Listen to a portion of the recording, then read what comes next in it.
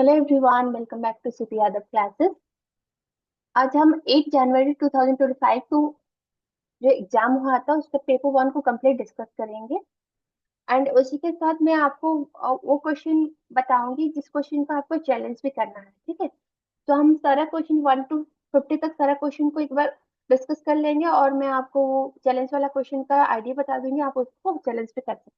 ठीक है, ये सेट 2 में हुआ था सोशल वर्क का पेपर, तो उसका हम पेपर वन करेंगे। फर्स्ट क्वेश्चन में डीआई है। डीआई में क्या पूछा है? Average number of boys in year 2023। 23 का एवरेज नंबर बॉयज पूछा है, तो हम 2023 का जितना भी बॉयज है उसको ऐड कर लेंगे। ये सारा बॉयज को ऐड करेंगे तो ये है 2460 प्लस 1960 प्लस 2340 प्लस 2440 प्लस 2160। ये सबको ऐड कर लेंगे। सबको ऐड करने से हमें आता है 11360 डिवाइडेड बाई 5 ईयर्स से, तो हम 5 से डिवाइड कर लेंगे क्योंकि यहाँ पे 5 कॉलेज का नाम दिया है एंड 6 ईयर्स में बॉयज गर्ल्स कितना एडमिशन है वो दिया है। ठीक है, तो इसको एवरेज मांगा है तो 5 कॉलेज का, तो 5 से हम डिवाइड कर लेंगे। 5 2 जा 5 7 जा एंड 5 2 जा, तो ये हो गया 2272। तो ये ऑप्शन 2 है, ये करेक्ट है, इस पर आंसर की। Question number 2, what is the approximate percentage decrease in the number of boys in college D in 21? 21 का कॉलेज बॉय पूछा है, कॉलेज डी का प्रीवियस ईयर से कितना कम है। 21 डी बॉयज 1060, प्रीवियस ईयर था 1280, तो माइनस कर लेंगे 1280 माइनस 1060, ये कितना होता है 0। 8 से 6 जाएगा तो 2 2 2 2 0 आ गया। तो इसको हम डिवाइड करते हैं, परसेंटेज निकालेंगे 220, जिससे कंपेयर करते हैं वो हमेशा नीचे रहता है। तो 220 डिवाइड बाई 1280 मल्टीप्लाई 100, 0 से 0 कट जाएगा, ये 0 यहाँ पे रख देंगे। 1 92 0। अभी क्या है, हम देखेंगे एलिमिनेशन। अगर 1 पहले है तो ये नहीं होगा, ये नहीं होगा। तो हम 2 से अगर मल्टीप्लाई करते हैं तो ये बहुत ही छोटा आता है, नहीं होगा। तो ऑब्वियसली ये 7 ही हो जाएगा। तो आप ऐसे एलिमिनेशन करके भी कर सकते हो, नहीं तो अभी कैलकुलेशन करके भी देख सकते हैं। तो 7 से करेंगे तो 7 8 जा 6, 7 2 जा 4 19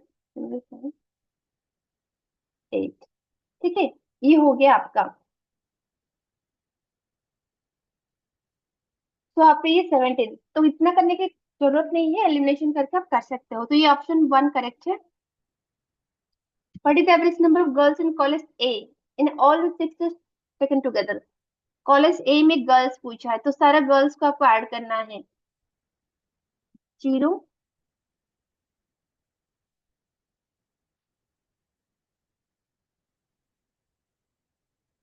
2 3 0 1, ये हो गया 10320। कितना ईयर है? 6 ईयर्स, तो इसको हम 6 से डिवाइड कर लेंगे। 6 1 जा, यहाँ पे 6 7 जा, कहाँ पे है अब ऐसे देख सकते हैं, ये है, ये कर सकते हैं और नहीं करना है, फिर भी चेक कर लेते हैं। 6 7 जा 42, 1 कैरी 6 2 जा फिर 6, ये हो गया आपका आंसर। ठीक है, तो वैसे ही करना है, यहाँ पे गर्ल्स को पूछे तो सबको ऐड कर देंगे फिर डिवाइडेड बाय 6 कर लेंगे। तो पूरा करने की जरूरत नहीं है आपको, बस 1 2 डिजिट देख के आप कर सकते हो।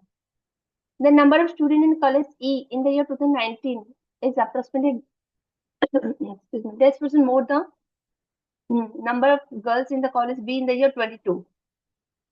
ई का पूछा है 2019 का, कॉलेज ई इन 2019 पूरा। ई 19 हम टोटल ले लेंगे, 1100 प्लस 720, 0281, 1820 हो गया। फिर उसका प्रीवियस पूछा है, sorry, girls in college be in the 22, 22 का बी 1180, 1180 माइनस कर लेंगे 0, 12 से 8 जाएगा तो 4 6 640 हो गया ये डिफरेंसेस। तो अभी हम परसेंटेज निकालेंगे। तो परसेंटेज निकालेंगे जिससे कंपेयर किया होगा वो हमेशा नीचे रहता है। ठीक है, तो 640 डिवाइडेड बाय 1180 इंटू में 100। जीरो से जीरो कट गया और ये जीरो यहाँ पर रख देंगे ताकि हमको इजी होगा काटने के लिए। ठीक है, अभी क्या है यहाँ पे पहला हमारा 10 पोजीशन में 5 और 4 है, तो हम इसको इधर 5 या 4 से डिवाइड होगा तो हमें मोर पास होता 5, तो 5 से इसको काट के देखते हैं। 5, 5 8 जा 40, 5 1 जा +4 9, 5 1 जा 5, 590 हो गया। जीरो से जीरो 5।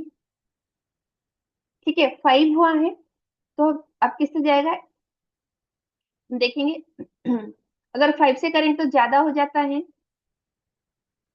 तो 8 से करने से और ज्यादा हो जाएगा, 2 से करने से छोटा, तो यही हो जाएगा। हम ऐसे एलिमिनेशन आप कर सकते हो, नहीं तो काट के देखेंगे।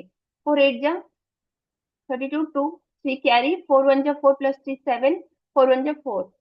ठीक है, तो ये हो गया आपका 54 करेक्ट आंसर हो गया। Total number of student in college E is more than 26। 2600 से ज्यादा कितना ईयर्स का है ई का। ई का टोटल स्टूडेंट का हम अगर काउंट कर लेंगे तो फिर 2600 से कितना ज्यादा है। इसमें हम ऐसे देख के ही ये करने की कोई जरूरत नहीं, ऐसे देख के हम कर सकते हैं। 1300 + 1300 ये कितना होता है, 2620 हो रहा है, मतलब ये हो रहा है। ये 1100 +7 मतलब ये नहीं हो रहा है, दोनों को मिलाना चाहिए। 2600 से लेस हो रहा है तो ये नहीं होगा। ये भी 11, ये दोनों को मिलाएंगे तो हमारा 2600 से लेस हो रहा है तो ये भी नहीं होगा। यहाँ पे 1080 है और 1100 समथिंग है, तो ये दोनों को मिलाने से 2200 समथिंग आता है, तो ये भी नहीं होगा। यहाँ पे 1300 है, यहाँ पे 1300 है, तो ये 2600 60 रुपीज हो रहा, 60 हो रहा, मतलब ये भी हो जाएगा। यहाँ पे 2100 एंड 2500 है, मतलब ये दोनों को मिलाने से भी 2600 से ज्यादा हो रहा है। तो यहाँ पे 1 2 3 3 साल का हो गया। ठीक है, लिख के इतना नहीं करना, वहां पे आप देख के एलिमिनेशन कर सकते हो। क्वेश्चन नंबर 6, यहाँ पे सैनन वीवर थ्योरी होगा, क्योंकि सैनन वीवर थ्योरी में ही कम्युनिकेशन का सेंडर टू रिसीवर एक कैसे इंफॉर्मेशन पास होगा उसी के बारे में बात की गई थी। तो यहाँ पे सैनन वीवर ही होगा, क्योंकि क्रिटिकल थ्योरी पे आपका पावर स्ट्रक्चर के बारे में बात की गई थी, तो ये नहीं होगा। एंड गार्डनर कल्टीवेशन थ्योरी में ये बात की थी मीडिया कंजम्पशन के बारे में, through media consumption and information के बारे में, तो ये भी नहीं होगा। एंड वाल्टर लिपमन थ्योरी में ये बात की थी public opinion and relationship between media, public opinion and media के बीच के बीच रिलेशनशिप के बात हुई थी, तो नहीं होगा। तो सिर्फ सनन एंड वेवर ये टेक्निकल मॉडल है और यहाँ पे कम्युनिकेशन सक्सेसफुल कैसे होगा उसी के बारे में ये बात हुई थी, तो ये हो जाएगा सनन एंड वेवर। ठीक है, ऑप्शन 2 करेक्ट है। In the light of the format of the action research, action research ये क्वेश्चन को आप चैलेंज कर सकते हो। ये क्वेश्चन चैलेंज होना चाहिए क्योंकि ये क्वेश्चन का आंसर आपके ऑप्शन में नहीं है, क्योंकि इसका आंसर होना चाहिए, पहले होगा इंट्रोडक्शन, सी होगा पहले, उसके बाद होगा ई होगा, सी उसके बाद ई, उसके बाद बी, उसके बाद ए, उसके बाद डी। यही होना चाहिए क्वेश्चन, जैसे कि ऑप्शन में नहीं है। सो ये क्वेश्चन नंबर क्वेश्चन आईडी 44 आप उसको चैलेंज कर सकते हो। एक्शन रिसर्च किस लिए होता है, एक्शन रिसर्च बेसिकली होता है प्रॉब्लम सॉल्विंग अप्रोच होता है, और ये लोकल प्रॉब्लम के लिए होता है जिसको कि प्रैक्टिशनर करते हैं। ठीक है, और एक्शन रिसर्च में क्या होता है, ये POAR साइकिल को फॉलो करता है। POAR प्लानिंग करते हैं, ऑब्जर्व करते हैं, एक्शन लेते हैं जो कि रिफ्लेक्ट होता है। ठीक है, और यहाँ पे जो भी हम सॉल्यूशन होता है वहां फर्दर उसको अप्लाई करते हैं, मतलब लोकल प्रॉब्लम के लिए, ये जनरलाइज नहीं होता है। तो एक्शन रिसर्च में ये हमारा सी के बाद इंट्रोडक्शन ऑब्जेक्टिव मेथोडोलॉजी होगा, उसके बाद इंटरवेंशन होगा, इम्पैक्ट एंड इंटरवेंशन होता है, उसके बाद रिजल्ट्स आता है, उसी रिजल्ट को हम इंटरप्रेट करते हैं, फिर हम सजेशन देते हैं। ठीक है, इंट्रोडक्शन के बाद रिजल्ट्स नहीं आते, इंट्रोडक्शन के बाद हम उसको इंटरवेंशन करते हैं, इम्पैक्ट ऑफ इंटरवेंशन देखते हैं, उसके बाद रिजल्ट्स को करते हैं, उसके बाद इंटरप्रेट करके हम सजेशन देते हैं। ठीक है, तो यहाँ पे जो हमारा आ रहा है CEBED, जो कि कोई भी ऑप्शन में नहीं है, तो नोट कर लीजिए ये क्वेश्चन को आपको चैलेंज करना है। ठीक है, question ID 44। Under Paris Agreement, countries by the end of this century will strive to limit the global temperature rise above the pre-industrial level. Pre-industrial level में less than 20 डिग्री सेल्सियस होता है, less than 20 degree Celsius, sorry 2 degree Celsius होता है less than. तो यहाँ पे 2 degree Celsius से कौन सा है छोटा? So 2 degree less than 2 degree ना, तो 1.5 डिग्री करेक्ट है।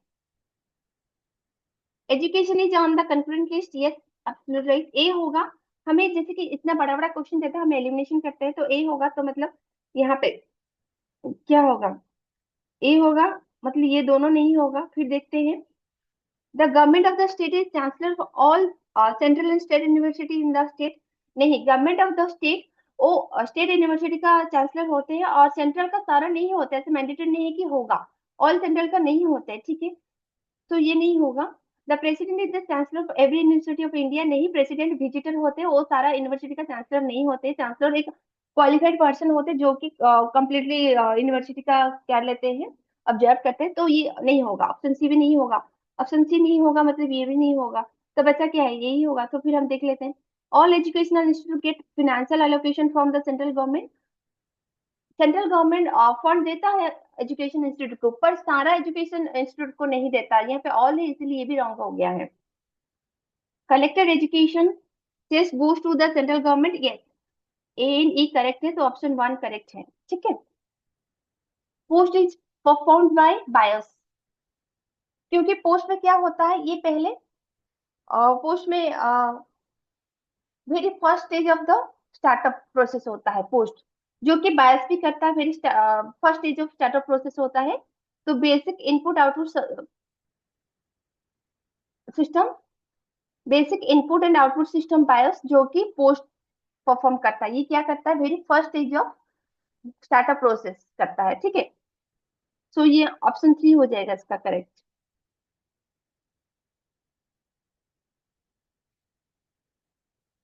Question number 11।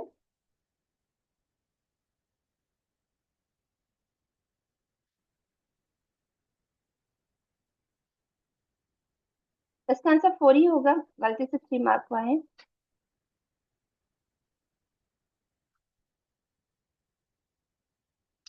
तक्षशिला,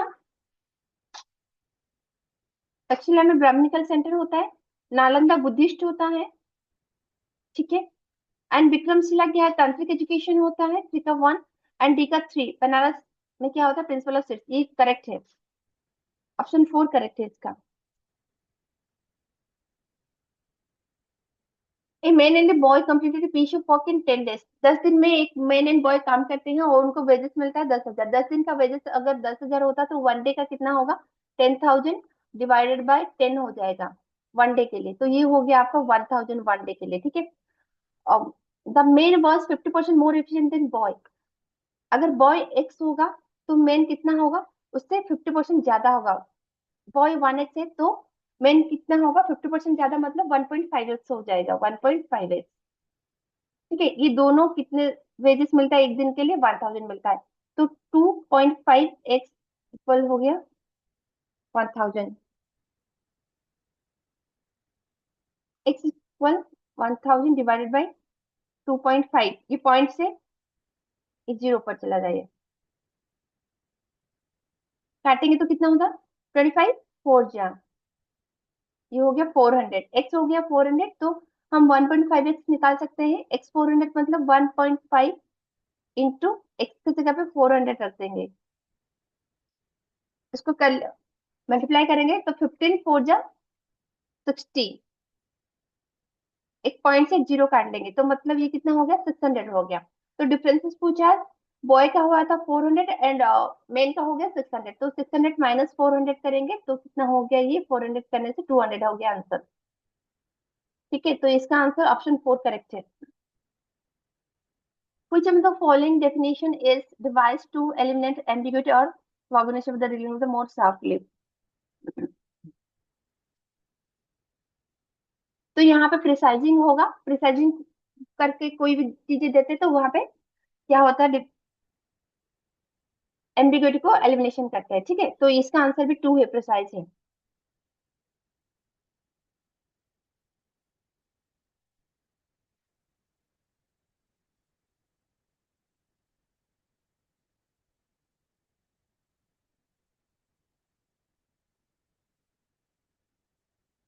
इसका आंसर ऑप्शन 1 करेक्ट है।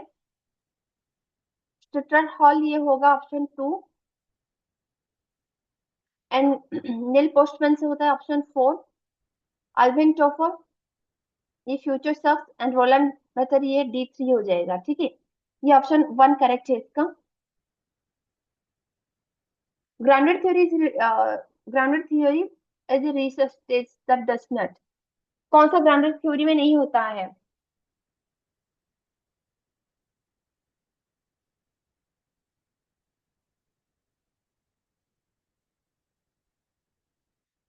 जनरल थ्योरी क्या है? जबकि वहां पे एक थ्योरी बनता है, फाइनल थ्योरी होता है, उसके बाद फर्दर नहीं करते। तो general theory from the data, yes ये होता है ग्राउंडेड थ्योरी में। एडप्ट इंडक्टिव अप्रोच, हम या इंडक्टिव में क्या होता है, पर्टिकुलर टू जनरल तक जाते हैं, हाँ वो भी होता है। ठीक है।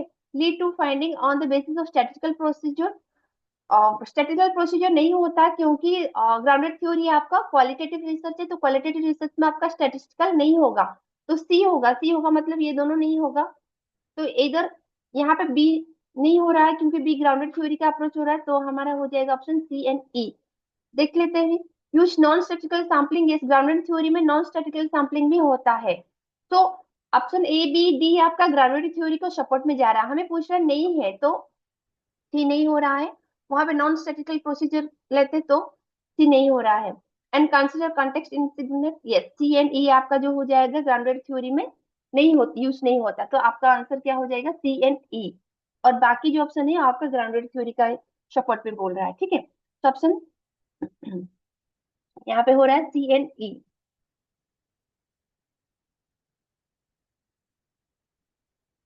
ऑप्शन 4 हो जाएगा इसका करेक्ट।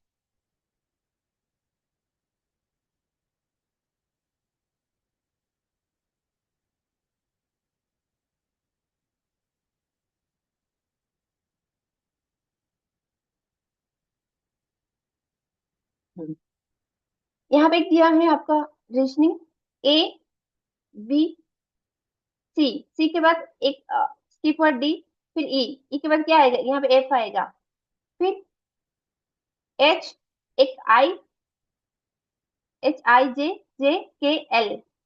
तो फिर यहाँ पे क्या आएगा, एच है तो एफ, एफ है, सॉरी यहाँ पे ई एफ स्किप करके जी होता, फिर यहाँ पे एफ होगा, एफ जी एच। ठीक है, तो जी एफ है तो मतलब ऑप्शन 1 हो जाएगा आपका। एक मिनट, स्लो नहीं हो रहा है। हाँ, फिर यू के बाद क्या है, U V W, W X Y. तो यू से पहले क्या आएगा, यहाँ पे एस आएगा, एच टी यू, एस हो जाएगा ये। ठीक है, एक एक डिजिट आपका स्किप करके है, बैकवर्ड एंड फॉरवर्ड, तो जी एच एस ये करेक्ट है। One most become teacher with instant motivation, कोई एक टीचर होना है तो उनका क्या इंस्टेंट मोटिवेशन होना चाहिए? What is not the instant motivation, teacher होने के लिए क्या इंस्टेंट मोटिवेशन नहीं है। टीचर, अगर कोई टीचर बनना चाहता है तो उसको मोटिव, उसका सेटिस्फेक्शन होता है अपना डूइंग इट फॉर सेक, ये भी करेक्ट होता है। Growth of the one self, हाँ ये भी होता है, पर कोई हैंडसम सैलरी के लिए टीचर नहीं बनता है, हैंडसम सैलरी के लिए कोई भी जॉब कर सकता है। ठीक है, तो ऑप्शन सी हो जाएगा इसका correct. A sum of one,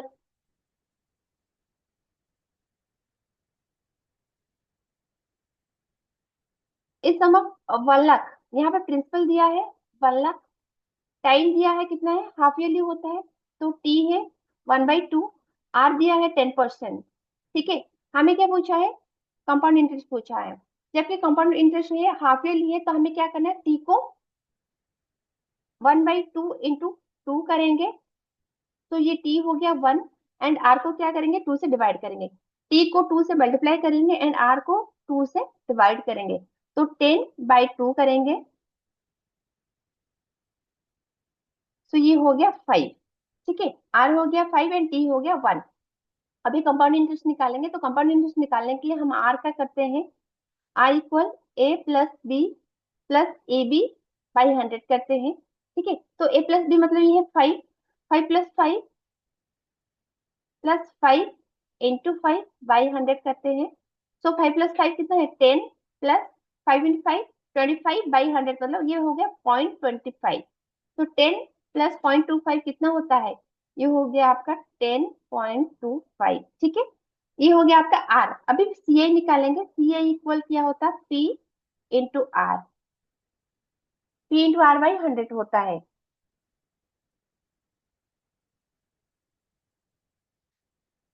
P into R by 100।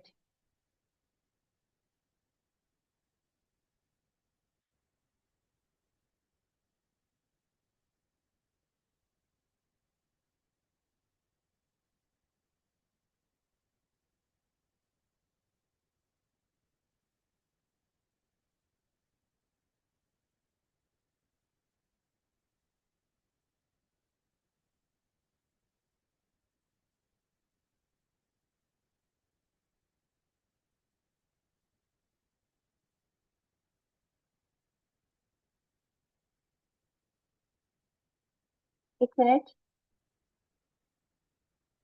Hmm. P into R by 100, तो पी कितना है, 1 लाख है। 1 2 3 4 5 इंटू 10.25, पॉइंट को हटा देंगे तो यहाँ पे 100 हो जाएगा, और पॉइंट का 2 जीरो डाल देंगे, ठीक है। सो 4 जीरो से 4 जीरो को हम काट देते हैं, तो आंसर हो गया 10, 1025, जीरो हो गया आपका आंसर। यहाँ पे पी 1 लाख था, यहाँ 10.25/100 करते हैं। सो पॉइंट को हटाएंगे तो और 2 जीरो नीचे आ गया, तो नीचे 4 जीरो हो गया, 4 जीरो से 4 जीरो काट दिए तो 1025, आगे 1 जीरो हो गया, तो ये आपका आंसर हो गया। ठीक है। सो इसका भी ऑप्शन 2 करेक्ट है। Technical education institute in India. अगर टेक्निकल एजुकेशन सबके बारे में बात करेंगे, regulate all the technical education in India, तो होगा AICTE। सिर्फ यूजी एंड पीजी के बारे में पूछता, technical education under graduate and post graduate पूछता तो NPTEL होता। ठीक है। ऑल नहीं पूछा है यहाँ पे, सिर्फ ऑल, ऑल एजुकेशन का पूछा तो यहाँ पे AICTE है। अगर under graduate and post graduate के टेक्निकल एजुकेशन के बारे में पूछता तो NPTEL होता। पर यहाँ पे all the technical education institute in India पूछा, so AICTE All India Council of Technical Education, option 4 correct है। Is the following in the learning process. Learning process में पहले क्या होगा,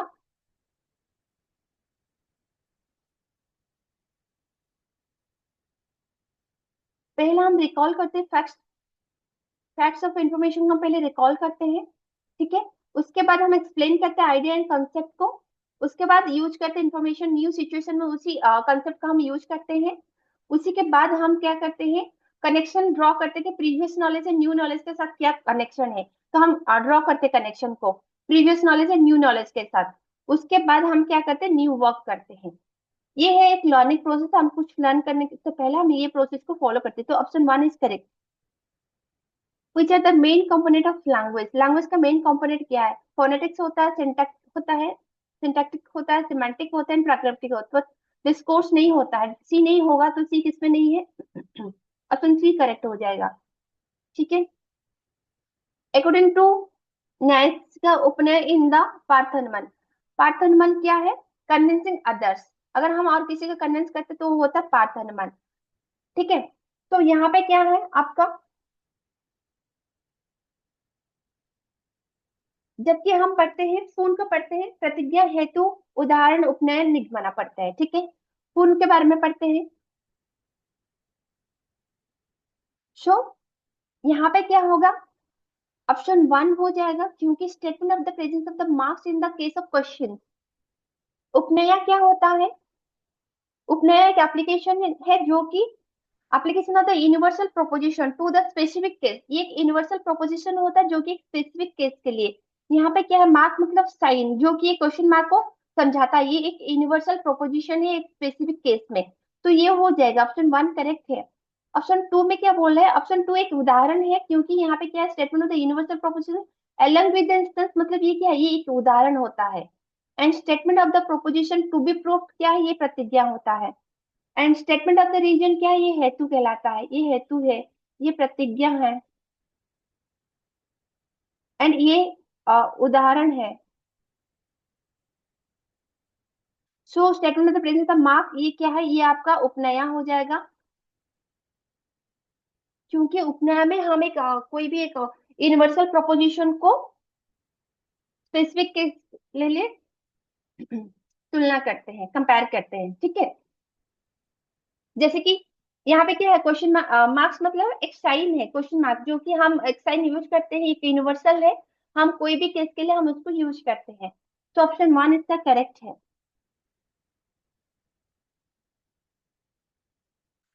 ऑप्शन टू उदाहरण होता है, ऑप्शन थ्री प्रतिज्ञा है, एंड ऑप्शन फोर क्या है, स्टेटमेंट ऑफ द रीजन मतलब हेतु है। तो ऑप्शन वन 100% करेक्ट है। 26, अरे रह गया क्या, हाँ 25 रह गया।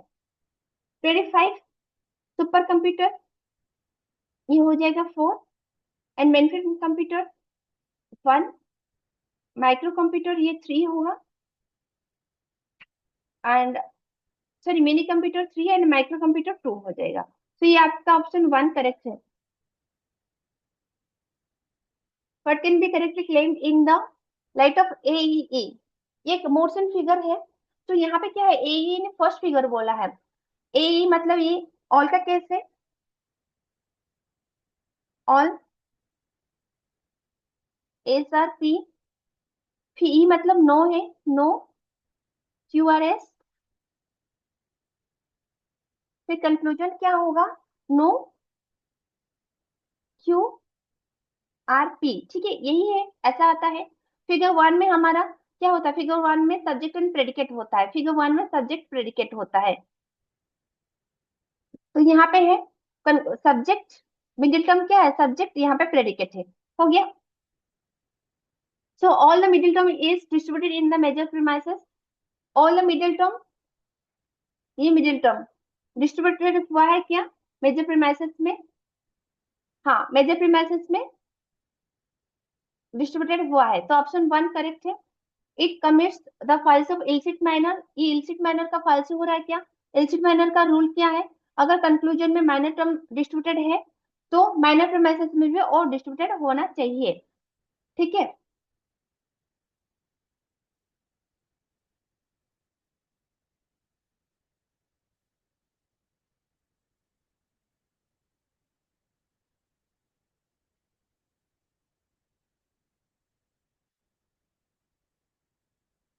तो यहाँ पे क्या है, माइनर टर्म यहाँ पे डिस्ट्रीब्यूटेड है और यहाँ पे भी डिस्ट्रीब्यूटेड है, तो यहाँ पे फाइल सीक्रेट नहीं हो रहा है, ये सपोर्ट कर रहा है। तो ऑप्शन बी नहीं होगा, ऑप्शन बी नहीं होगा मतलब ये नहीं होगा। ठीक है। It commits the fallacy of illicit major, illicit major का मतलब क्या है, अगर मेजर टर्म कंक्लूजन में डिस्ट्रीब्यूटेड है तो मेजर प्रीमाइसेस में डिस्ट्रीब्यूटेड होना चाहिए। यहाँ पे क्या है, मेजर टर्म कंक्लूजन में डिस्ट्रीब्यूटेड है पर प्रीमाइसेस में डिस्ट्रीब्यूटेड नहीं है, तो ये हो जाएगा, इल्सिट मेजर हो रहा है, ए सी होगा। ए सी किसी में नहीं है, इसी में ही है।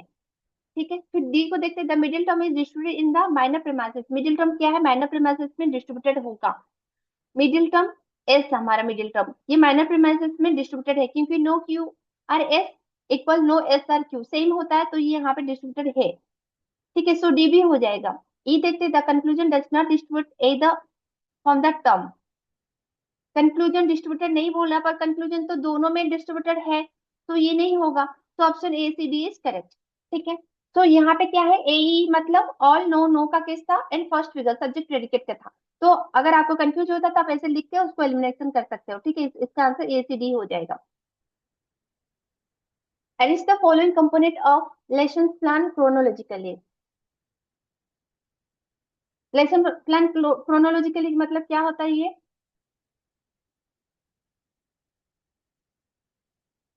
पहले सी आएगा, डिजाइन करते हैं हम, अगर कोई भी लेसन प्लान करते हैं तो पहले क्या करते हैं, लर्निंग आउटकम का हम डिजाइन करते हैं। तो पहले सी आएगा, उसके बाद क्या आएगा, सिलेक्ट द कंटेंट को हम सिलेक्ट करते हैं, ए आएगा। उसके बाद हम पेडागोजी, किस टाइप का किस प्लान में पढ़ाएंगे, कंटेंट को सिलेक्ट करने के बाद हम किस टाइप पे किस प्रोसीजर फॉलो करेंगे पढ़ाने के लिए, तो ई होता है। उसके बाद हम डायग्नोस्टिक्स करते हैं ताकि हम इम्प्रूवमेंट करेंगे। ठीक है, डायग्नोस्टिक्स का तो मतलब डी होगा। उसके बाद हम इवालुएट करते हैं, फाइनल हम क्या करते हैं, इवालुएशन करते हैं, बी। तो सी ई ए डी बी कहाँ पे है, सी ई, सी ई ए डी बी कहीं पे भी नहीं है, तो आप इसी क्वेश्चन को भी चैलेंज कर सकते हो। इसी क्वेश्चन को भी चैलेंज करना चाहिए। क्वेश्चन आईडी 72, एक था 44 आईडी और एक है 72, ये दोनों आईडी को आप चैलेंज करना चाहिए, क्योंकि जो आंसर आ रहा है वो आपके ऑप्शन में नहीं है। क्योंकि देखिए, ये पहला हम जबकि लेसन प्लान करते हैं तो पहला हम लर्निंग आउटकम्स को डिजाइन करते हैं, उसके बाद हम कंटेंट को सिलेक्ट करते हैं, फिर हम प्रोसेस को कौन सी मतलब किस प्रोसेस को फॉलो करेंगे पढ़ाने के लिए, तो हम पेडागोजी को सिलेक्ट करते हैं। उसके बाद हम डायग्नोसिस करते हैं कि उसका क्या इफेक्ट होगा, कैसे होगा और कितना इम्प्रूवमेंट कर सकते हैं, तो डायग्नोस्टिक मेथड करते हैं। उसके बाद फाइनली हम इवैल्यूएशन करते हैं। इवैल्यूएशन हमेशा फाइनल स्टेप में होता है, लास्ट में आता है। तो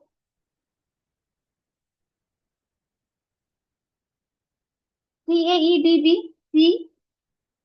CAEDB, हाँ ये है आपके ऑप्शन में है, पर आपका आंसर की में 1 दिया है, जो कि ये आपका ये सही होगा। ठीक है, 72 का आपका आंसर क्या दिया है, 1 दिया है, जैसे कि आंसर आपका होना चाहिए 2 होना चाहिए, CAEDB होना चाहिए। ठीक है, ऑप्शन 2 इसका करेक्ट होगा, ऑप्शन 1 नहीं होगा, ऑप्शन 2 होगा, तो आप इसको चैलेंज करो।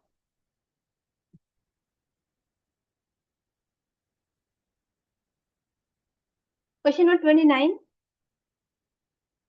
पोस्ट मॉडर्नाइजिंग पैराडिग्म में कौन सा इनकरेक्ट है?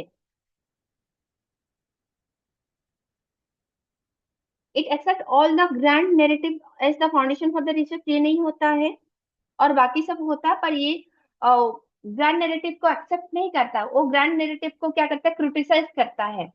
ठीक है, पोस्ट मॉडर्निज्म पैराडिग्म क्या करता है, ग्रैंड नैरेटिव को क्रिटिसाइज करता है, पर यहाँ पे क्या बोला, एक्सेप्ट करता, तो एक्सेप्ट नहीं होगा, तो 2 हो जाएगा आंसर। ठीक है, अकॉर्डिंग टू द एडवर्टिंग, this is not that represent, this is not that मतलब क्या है, वो नहीं है ये चीज, वो नहीं है, वही बोल रहा है। तो एब्सेंस ऑफ समथिंग और negotiation, this is not that मतलब क्या है, कोई चीज का एब्सेंस बोल रहा है, या फिर A table is not a chair, इसका मतलब वही है ना, table is not a chair. तो यहाँ पे क्या होगा, प्रगम अभव, अभव मतलब क्या है, कोई चीज का एब्सेंस होना, तो प्रगम अभव का मतलब क्या है, प्रायर एब्सेंस होता है, यहाँ पे क्या है, इसका मतलब है प्रायर एब्सेंस। ये प्रायर एब्सेंस तो ये नहीं होगा। अत्यंताभाव मतलब क्या है, अत्यंताभाव मतलब कंप्लीटली एब्सेंस है, ये अत्यंताभाव मतलब नॉन एग्जिस्टेंस, नॉन एग्जिस्टेंस या फिर कंप्लीटली एब्सेंस, नॉन एग्जिस्टेंस और कंप्लीटली एब्सेंस। अनन्य अभाव मतलब क्या है, अनन्य अभाव मतलब म्यूचुअल एब्सेंस होता है, म्यूचुअल एब्सेंस होता है यहाँ पे।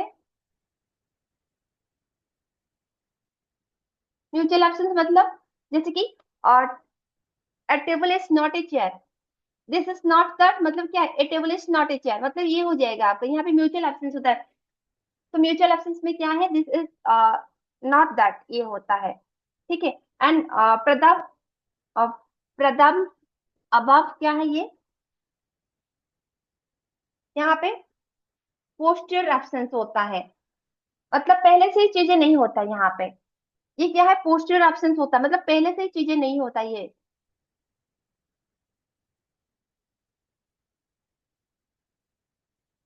पोस्टर एब्सेंस मतलब चीजें पहले से नहीं होता, मतलब कुछ करने से पहले वो चीज का नहीं होता है, जैसे कि हम बोलते हैं कि absence of the an object, the absence of a tree before it is cut down, मतलब हम ट्री को काटने से पहले ही ट्री नहीं था।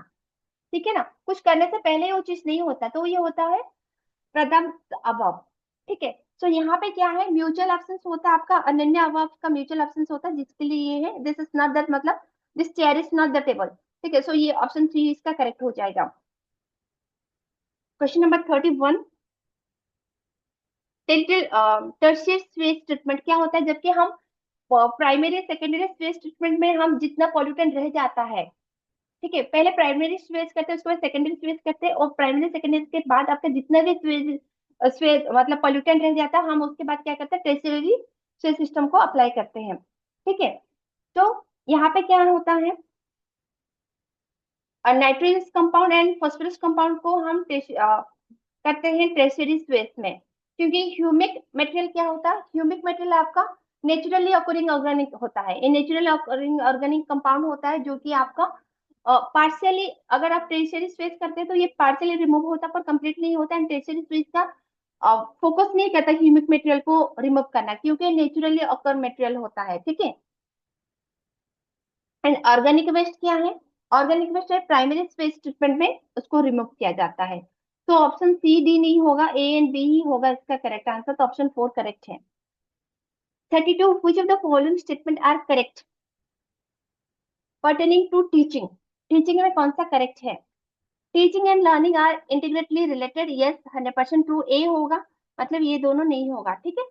फिर देखते हैं B, there is no difference between teaching and training, yes ये रॉन्ग है, टीचिंग एंड ट्रेनिंग अलग अलग है, तो बी नहीं होगा, मतलब ये भी नहीं होगा, तो ये ए एंड ई हो जाएगा। एग्जाम में हम ऐसे एलिमिनेट करते हैं, अभी हम सारा चेक कर लेते। All good teaching is formal in nature, नहीं ऐसा कुछ नहीं है कि सारा टीचिंग फॉर्मल होता है, टीचिंग हमारा फॉर्मल एंड इनफॉर्मल भी होता है, तो ये नहीं होगा। Teacher is a senior person, ये नहीं होता है। टीचर आपका सीनियर जूनियर कोई भी टीचर बन सकता है, तो ऐसा नहीं कि सिर्फ सीनियर पर्सन ही टीचर बनेंगे, तो डी भी नहीं होगा, तो आपका ए एंड ई करेक्ट हो जाता है, ठीक है। 33, 33 में क्या बोला है आपको, एक चीज को वर्किंग का पूछा है। देखिए, Arjun is working to school, Krishna is speaking to Arjun and school is with in the working, हम इसमें कैंसिल करेंगे। यहाँ पे क्या है, अर्जुन इज टू स्कूल, यहाँ पे क्या है, इज टू अर्जुन ही, ये तीनों में क्या कॉमन है? ना C A G D R V I, D R common है, सी कॉमन है एंड एन ए भी कॉमन है, तो हम उसको कैंसिल कर सकते हैं। डी आर, डी आर से डी आर, एस आई से एस आई, एन ए से एन आई, ये दोनों को कैंसिल कर दिए, ठीक है। बचा क्या है, ए जी एंड वी आई, जो कि आपका क्या यहाँ पे था, अर्जुन एस टू कट गया, अर्जुन एस टू कट गया, यहाँ पे अर्जुन टू एस कट गया, फिर क्या रहा, कृष्णा एंड स्पीकिंग रहा, यहाँ पे वॉकिंग एंड स्कूल रहा, मतलब एजी एंड वी आई। वॉकिंग किसमें कॉमन है, इस दोनों में कॉमन है, इस दोनों में वॉकिंग एंड वर्किंग, क्या कॉमन है, एजी कॉमन है, ठीक है, तो ऑप्शन थ्री हो जाएगा करेक्ट। ऐसे आपको कैंसिल करना है, कैंसिल करने के बाद यहाँ पे वर्किंग रहा एंड स्कूल रहा, एजी वी आई, तो हम इसको करेंगे।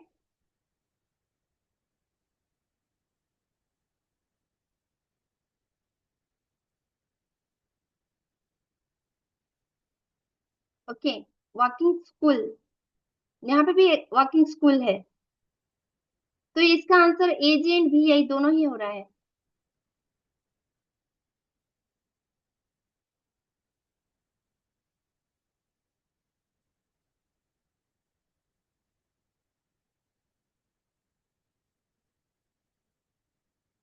ये ये वर्किंग एंड स्कूल है, यहाँ पे वी आई इसमें नहीं है, इस दोनों में ही है, वर्किंग एंड स्कूल। यस, यहाँ पे क्या है आपका, ये एजी एंड वी आई दोनों ही आ रहा है।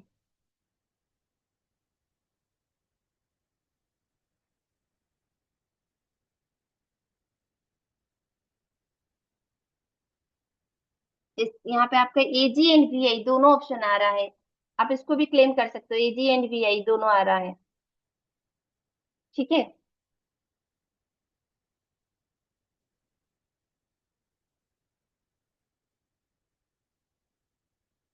क्योंकि यहाँ पे दोनों में कॉमन एजी वी आई, यहाँ पे वॉकिंग स्कूल है, एंड यहाँ पे वॉकिंग एंड स्कूल में एजी एंड वी आई है, जैसे कि यहाँ पे कुछ भी नहीं तो हम उसको कैंसिल नहीं कर सकते हैं, तो एजी और वी आई होगा, एजी और वी आई होगा, ठीक है, क्योंकि यहाँ पे पर्टिकुलर क्लियर नहीं हो रहा है और टर्म भी कैंसिल नहीं हो रहा है, तो आप क्वेश्चन 51 को भी आप कर सकते हो, 51 भी आपका, और 51 भी आपका क्या होगा, चैलेंज हो सकता है, क्योंकि ये टू और थ्री होगा, यहाँ पे 100% क्लियर नहीं हो रहा है, तो यहाँ पे क्या होगा आपका, टू एंड थ्री होगा।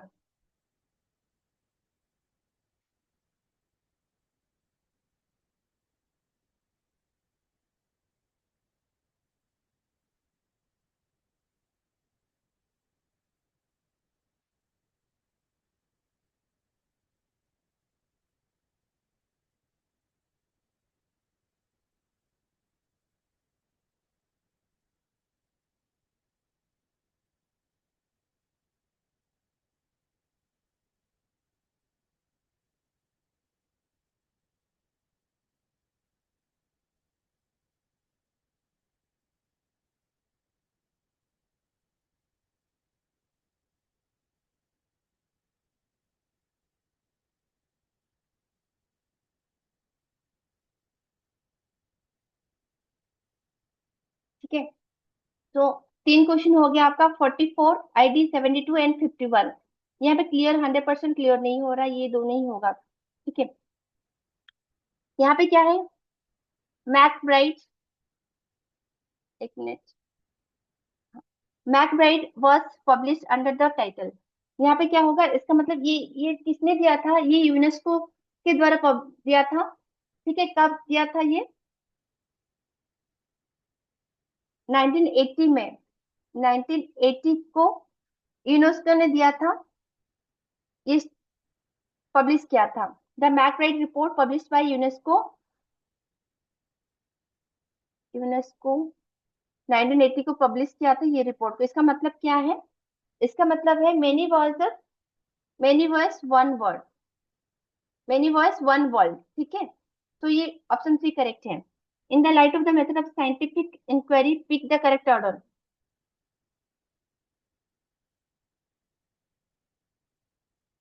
पहले हम क्या करते हैं, आइडेंटिफिकेशन करते हैं प्रॉब्लम को, तो सी होगा, किसी में नहीं है तो 4 हो जाएगा आपका। ठीक है, फिर फॉर्मुलेशन ऑफ हाइपोथेसिस, पहले हम आइडेंटिफाई करते हैं प्रॉब्लम को, फिर हाइपोथेसिस को फॉर्मुलेशन करते हैं, फिर क्या होता है, फिर कलेक्शन करते हैं, ऑर्गेनाइज करते हैं, एनालिसिस ऑफ डेटा करते हैं, उसके बाद हम इंटरप्रिटेशन रिजल्ट को इंटरप्रेट करते हैं, उसके बाद वेरिफिकेशन, रिजेक्शन एंड मॉडरेशन करते हैं। तो ये हो गया आपका ऑप्शन नंबर 4 करेक्ट है। 36,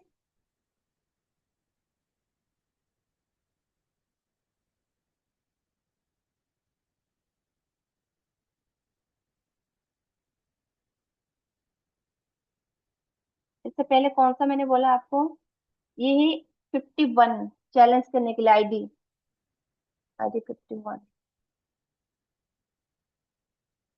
36, which country is largest emitter of green house gas at present. तो पहले यूएसए था, अभी चाइना ने यूएसए को सप्रेस कर दिया, तो ये आंसर चाइना हो जाएगा। Arrange the following countries in increasing order based on the land area used for growing genetically modification crop। तो इसका क्या होगा आंसर, इसका आंसर 3 होगा। ये पहले साउथ अफ्रीका, फिर चाइना, फिर कनाडा, ब्राजील, देन अर्जेंटीना। ये ऑप्शन 3 करेक्ट है इसका। Question number 38,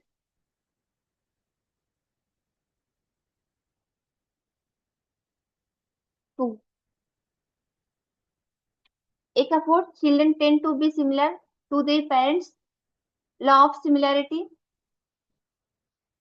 children tend to differ from their parents, law of variance. ठीक है, children tend to move towards the average rather than the father, law of regression, children get heredity fond and diminishing hereditary hierarchical order।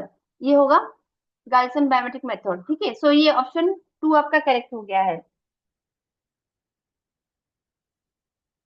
कुछ तो following statement are correct in the context of programming language. Programming language में कौन सा correct है, सो यहाँ पे क्या है, algorithm solves a problem in a finite number of steps, ये होगा।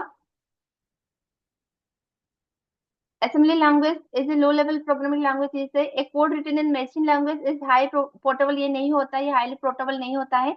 तो सी नहीं होगा, सी नहीं होगा मतलब ये नहीं होगा, ये नहीं होगा, ये नहीं होगा। ऑप्शन 2 करेक्ट हो गया। Question number 40, find the correct claims।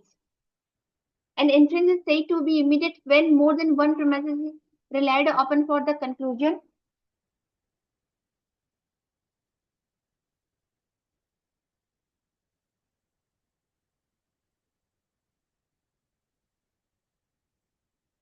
An inference is said to be immediate when more than one premise is relied upon for the conclusion। नहीं, ऐसा नहीं होता है, तो ये नहीं होगा।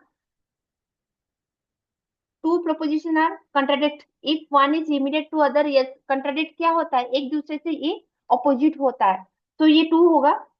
सब contrary if they cannot be both true. सब कंट्रारी का केस में क्या होता है, दोनों ट्रू हो सकते हैं पर दोनों फॉल्स नहीं हो सकते हैं। तो यहाँ पे उल्टा बोला है, कैनॉट बी बोथ ट्रू बोल रहा है, तो ये भी नहीं होगा। सी नहीं होगा मतलब क्या, ये नहीं होगा, ये नहीं होगा, एंड ए नहीं होगा मतलब ये भी नहीं होगा, बचा क्या है, B and E. Negative proposition distributed their predicate terms. Negative negative proposition क्या करता है, सॉरी, नेगेटिव प्रोपोजिशन है उसका प्रेडिक्ट टर्म को डिस्ट्रीब्यूट करता है, नो के केस में दोनों ही डिस्ट्रीब्यूटेड होता है, तो ये होगा quality of the categorical proposition determine whether the subject term is distributed. ये ऐसा नहीं होता, अगर सब्जेक्ट टर्म डिस्ट्रीब्यूटेड मतलब उससे हमें क्वालिटी पता नहीं चलता है, ठीक है।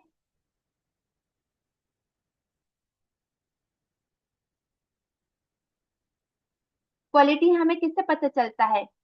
क्वालिटी हमें शबनम के केस में प्रेडिकेट भी डिस्ट्रीब्यूटेड हो जाता है ना, तो वहां पे पता नहीं चलता कि हमें, अगर सब्जेक्ट टर्म डिस्ट्रीब्यूटेड है तो हमें वहां से क्वालिटी पता नहीं चलता, सब्जेक्ट टर्म अगर डिस्ट्रीब्यूटेड है तो हमें वहां पे क्वांटिटी पता चलता है, ठीक है। सब्जेक्ट टर्म डिस्ट्रीब्यूटेड होता तो हमें वहां से क्वांटिटी पता चलता, क्वालिटी पता नहीं चलता, तो ये नहीं होगा। तो ये बी डी करेक्ट है, ऑप्शन सी, ठीक है। अरेंज द एलिमेंट वर्सले and MacLean models in proper proper sequence.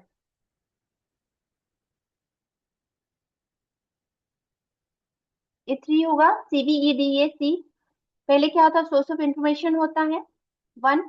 उसके बाद होगा आपका कम्युनिकेटर होगा, टू। उसके बाद क्या होगा, मास कम्युनिकेशन ऑर्गेनाइज, ये होता है थ्री। उसके बाद ऑडियंस, फोर। देन फाइनली आता है फीडबैक। तो पहले आप सी को देखेंगे तो ये होता है, फिर लास्ट में फीडबैक, ये दोनों, तो ये इसको आप एलिमिनेट करने से भी नहीं हो रहा, आपको सारा चेक करना पड़ता है, तो ये ऑप्शन सी हो रहा है करेक्ट, ठीक है। As the evolution of operating system in chronology order, operating system में आपको क्रोनोलॉजी ऑर्डर में लिखना है।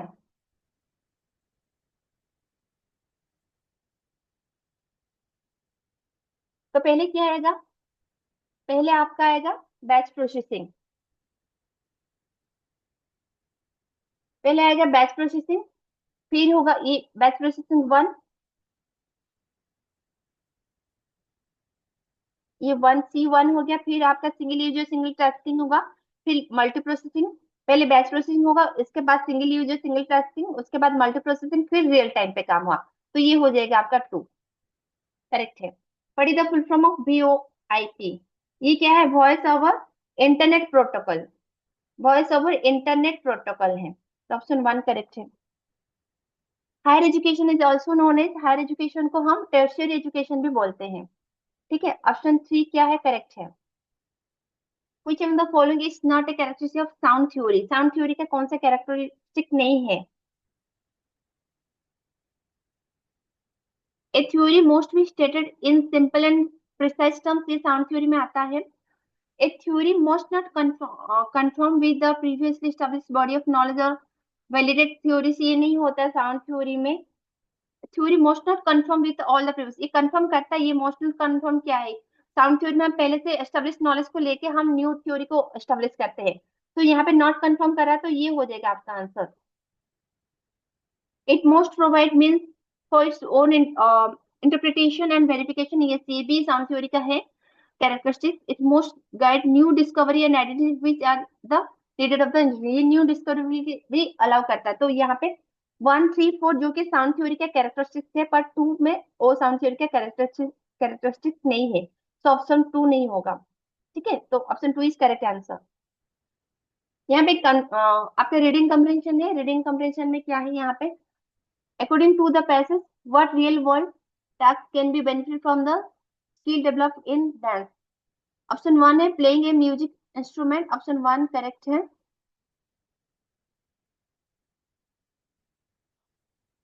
according to the paragraph what makes dance cognitively demanding?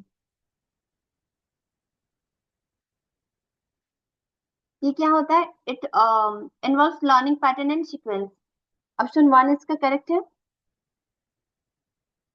which cognitive scientist mentioned in the paragraph? इसमें किसके बारे में बात की गई है, इसमें बात की गई है ऑटो वन गुड के बारे में।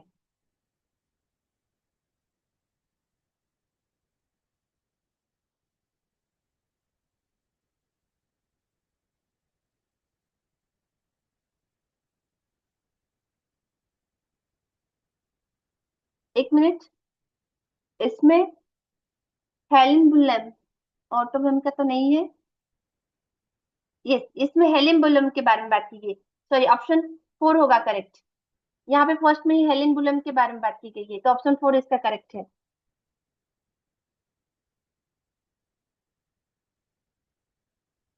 Which of the following is not the mentioned as the demand of the dance in the paragraph?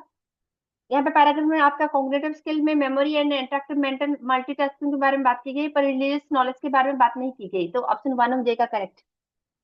According to the passage, how does dance help a person? Dance एक person को कैसे help करता है?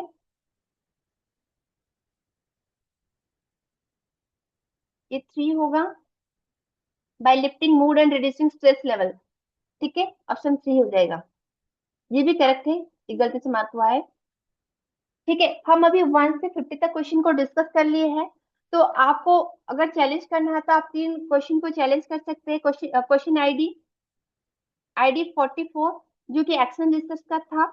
ठीक है, वो रॉन्ग था। और एक है आईडी था 72, और एक क्वेश्चन आईडी आपका है 51। ठीक है, आप ये तीनों क्वेश्चन को चैलेंज कर सकते हो, बाकी और सब सही है। Okay, thank you for watching the video. अगर आपको कोई भी क्वेश्चन में और डाउट है तो आप बताइए, हम फिर से उसी क्वेश्चन को डिस्कस करेंगे। अभी तक मैंने जितना एनालिसिस किया है, मेरे हिसाब से ये तीनों क्वेश्चन को चैलेंज करने चाहिए। फिर भी अगर आपको लगता है कि किसी क्वेश्चन में भी प्रॉब्लम है या फिर डाउट है, तो प्लीज आप मुझे मैसेज करके बताइए, मैं आपको तुरंत रिप्लाई दूंगी ताकि आप उसको बेनिफिट हो सके। ठीक है, thank you. Thank you for watching.